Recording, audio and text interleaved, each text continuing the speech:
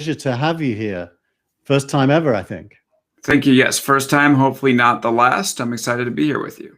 So let's spotlight you and put up your lower third. Tell the people watching this a bit about yourself.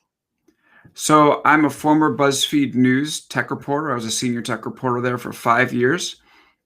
And then in June, I'd like to say I was part of the first wave of the reporters going independent. So, I had just finished up writing my book called Always Day One, which looks into the work cultures of Amazon, Apple, Facebook, Google, and Microsoft. So I was basically already, doing a lot of stuff independently. And then I just figured, well, I write a newsletter anyway. I see a lot of potential for me doing this completely on my own, and said this was the time to do it. So I took what was the tech giant update at BuzzFeed. I brought the subscribers over with me to Substack and founded Big Technology, which is a newsletter that tries to tell the story behind the story with Facebook, Google, Amazon, Apple, and Microsoft.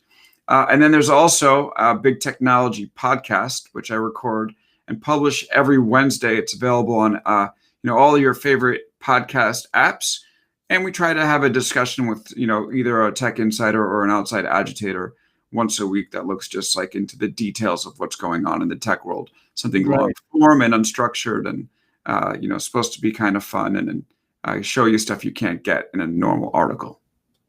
Fantastic. And by the way, let's just show this, but that was the week. We always have a tweet of the week. And this week, you'll be pleased to see that the tweet of the week is actually your book.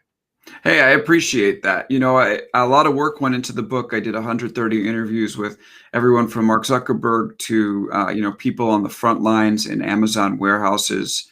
And then it came out on April 7th, right in the middle of like the worst part of the first wave of the pandemic. So I appreciate you spotlighting it. I can use any help that I can get. And if people want to, pick it up and then send me your thoughts, I'm always interested to hear what people have to say about it.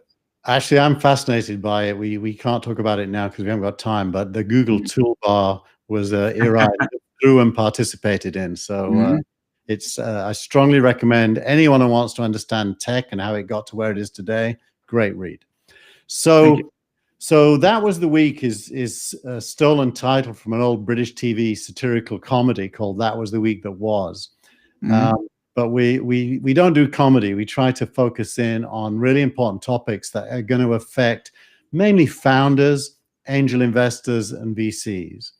And this week, and actually this has been true for the last couple of weeks, the antitrust case against Google and the discussion around Section 230 of the Communications Act and whether Twitter, Facebook, and Google should interfere with or censor stuff published by third parties on their platforms have dominated everything. And I am like a broken record. So I thought it'd be great this week to have somebody else's opinion. You are obviously been observing all of this, and you've read in my newsletter this week, I actually feature your story about the weak link in the case against Google. Tell us how you're watching this happen and what it's making you think. Right. Should we start with the Google case that the DOJ is bringing? Go for it. Okay. So you look at Google, it's the most powerful company in the world, in my opinion, even more powerful than Amazon, at least for the time being.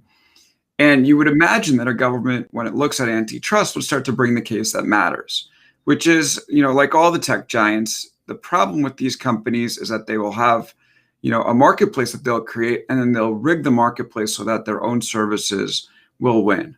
To use the Amazon example, they have the e-commerce marketplace where people can sell goods in, but they use their sellers' data and then develop their own private label products and sell in their marketplace. There's no laws against that right now.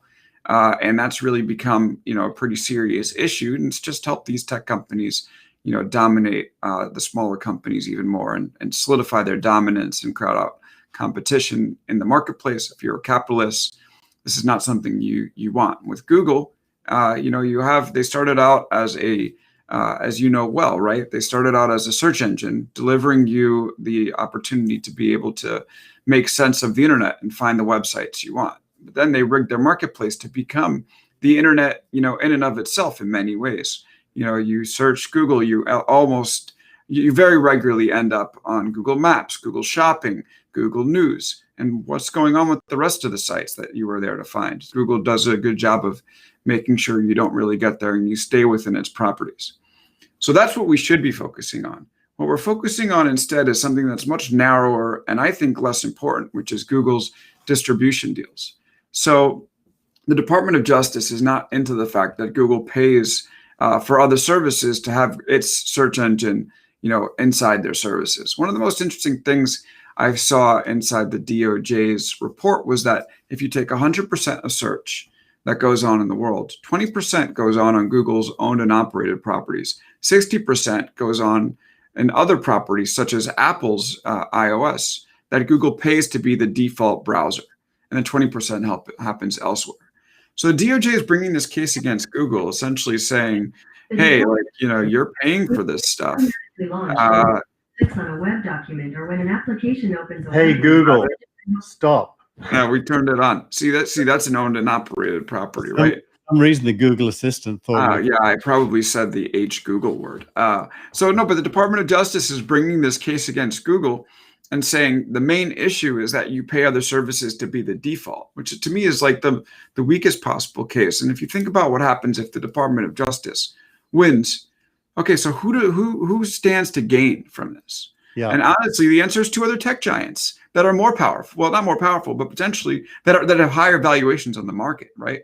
Which is Microsoft with Bing and Apple, which might create its own search engine.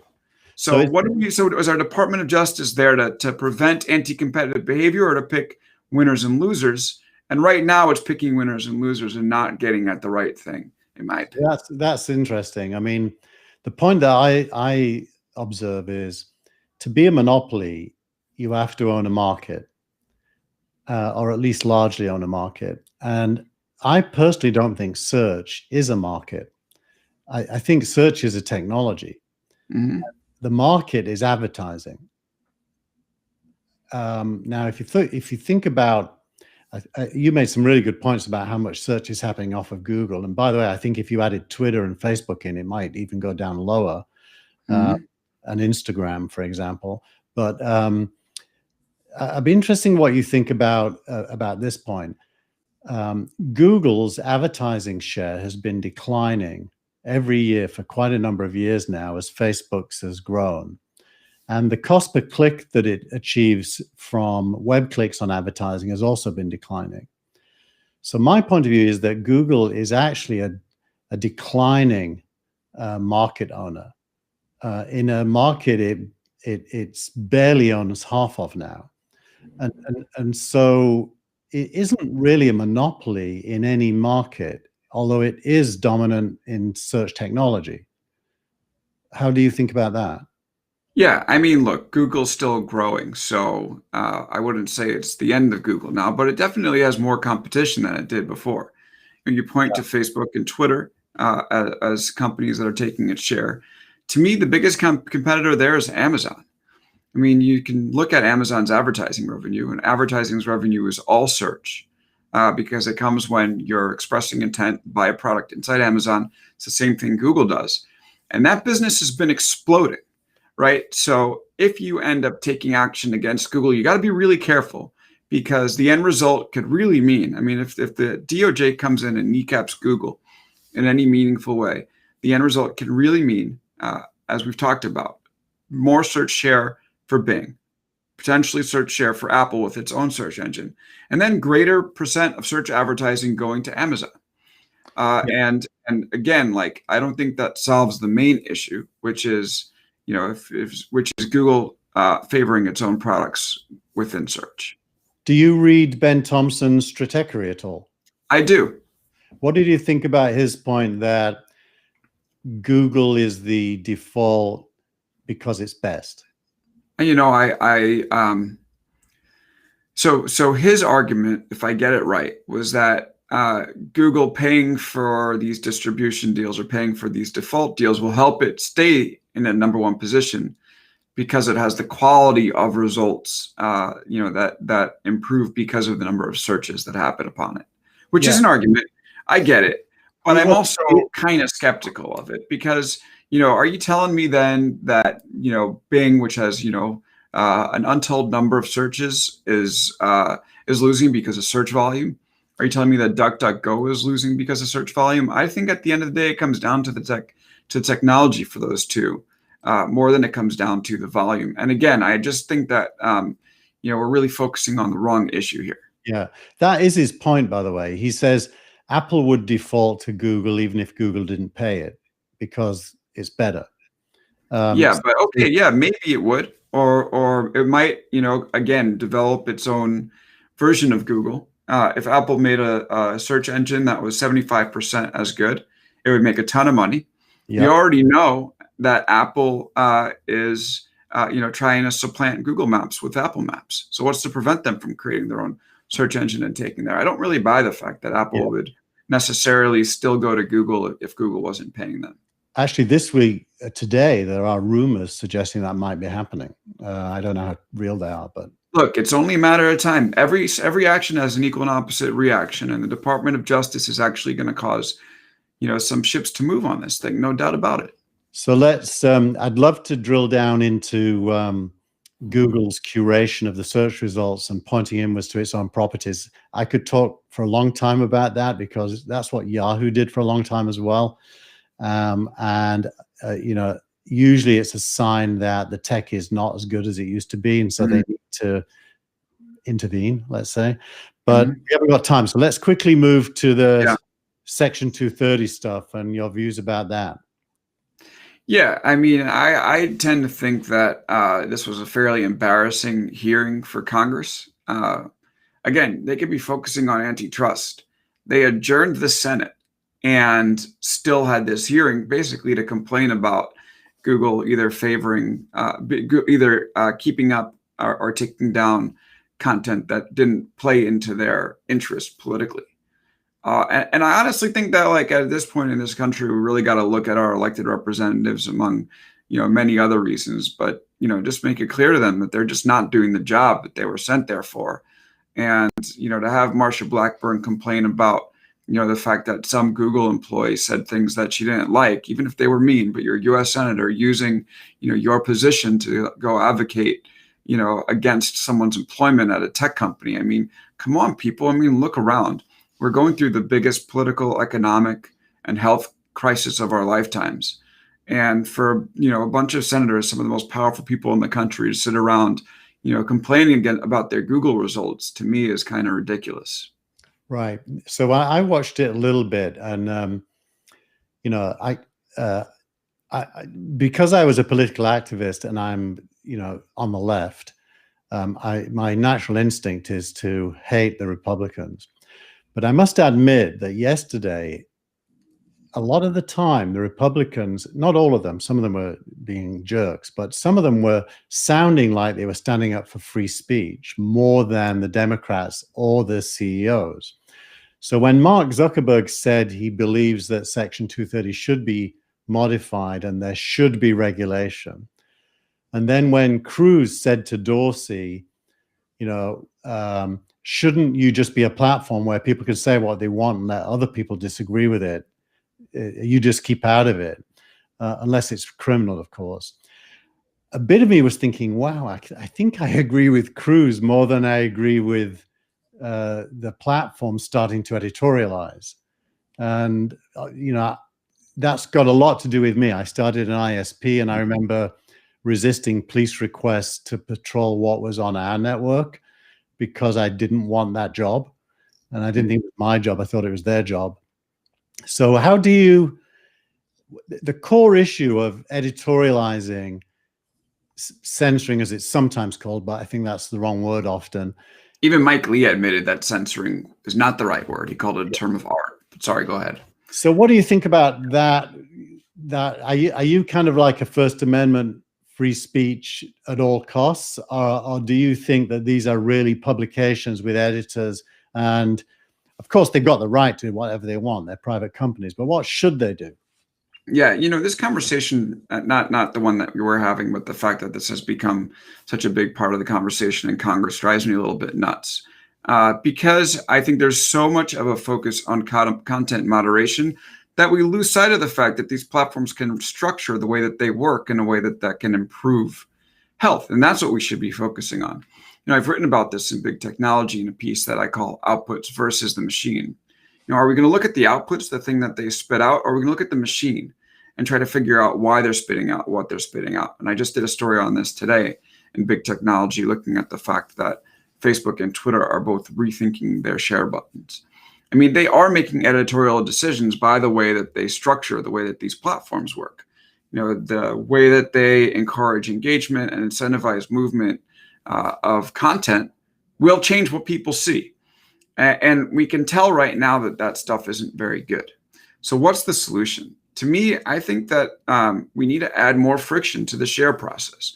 The share button and the retweet button notoriously strip out all the thoughtfulness that we used to have before we would share something with someone. Usually when you send someone an article, it's because you've read it and you want them to, consider some of the arguments. What happens on the social media platforms is oftentimes people will hit share or retweet when it confirms their bias. They don't read the article. Oftentimes they pass along misinformation. In fact, there's research out of MIT that shows that if you stop for a minute and think about something before you share it, you're much less likely to share misinformation. Yeah. I think this discussion needs to focus on the machine. It needs to focus on the fact that we have to add friction to this process and what will happen to the information health, of these social media platforms and of our society as a result. To me, that's where I think we need to focus on. And honestly, then your point of view to me and makes total sense, which is that's where I want to get to. I want to get to a place where we don't need to talk about, content moderation because of the fact that this stuff moves slower. But until they slow it down, that's just the thing that we're going to be talking about for good. I generally believe that they should produce tools that let the crowd engage with points of view they disagree with in a non-hostile manner. Like, for example, if I could fact check a tweet and my fact check would come under the tweet, that's almost better than Twitter fact checking the tweet. Just because, and the reason I say that is, and we'll close on this soon, is, the human race is incredibly diverse and made up of points of view, many of which I disagree with. And at some point, we have to figure out how tech can reflect the actual human race. In a way, you can't pick the human race you want. It's what it is. And there are lots of people who are foolish. There's lots of really smart people. There's smart people with wrong ideas. There's foolish people with right ideas. The minute you start trying to, section off the people you agree with and kind of punish the ones you don't agree with, that doesn't seem a very likely successful end result to me. And tech ends up, being less rich than the real world if you go down that path. No, I'm with you 100%. I would say more speech is better than less speech, but we also want to make sure that the platforms aren't filled with misinformation and stuff that tears us apart. And I think the way to do that is just to focus on the structure. So that's, to me, the entire thing. Slow it down versus take it down. And that's what's going to improve our society. So, Alex, we got to wrap it there. It went way longer than I thought it was going to go. But you were doing a great job with Big Tech. There's the URL for everyone there if you want to go and subscribe to Alex's newsletter and podcast. And it's the first time I've actually brought a guest on the show whose stuff I featured in the newsletter that's going out tomorrow. So I think it was a great success. I might have to do more of this. Alex, thank you so much. Thank you for having me. This was great.